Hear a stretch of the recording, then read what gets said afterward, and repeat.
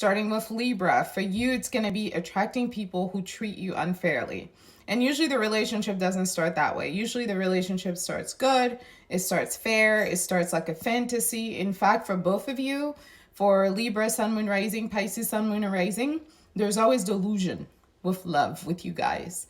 Your relationships always start on a high note. And I mean like an unreasonably high note, okay? The delusion is around the fact that we're not actually slowing down to look at this person, to take in their characteristics, their qualities, to take in their essence. We're projecting a fantasy onto them because they're selling it to us. We're not checking anything.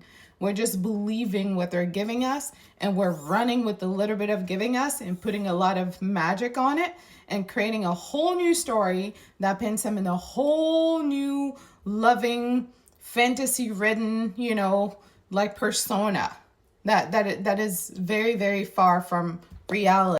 For you, Libra rising, the curse of the Libra is that Libra is almost always invited into spaces where they are either treated unfairly, which is often what happens in love, or in spaces where they have to witness somebody be treated unfairly. So it's either Libra is going to marry somebody whose family is horrible to them so that Libra can learn to stand up for themselves and stand up for that person, or Libra is going to marry somebody who's horrible to them, okay? And when I say horrible, I mean someone that basically doesn't know what love is. Love is a sharing of energy, give and take, okay? A lot of times with Libra, people do not treat Libra fairly because they just want to take.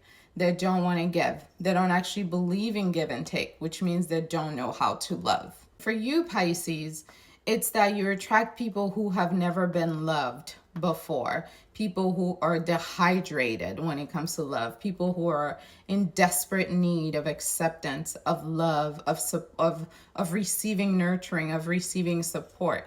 And oftentimes when you haven't healed your own wound around being loved properly, because Pisces, Sun, Moon, and Rising come from caregivers who use them instead of loving them. And what I mean by that is their caregivers are very strategic with how they give Pisces love, how they give Pisces attention, how they basically make Pisces feel appreciated. And it's always tied to something selfish.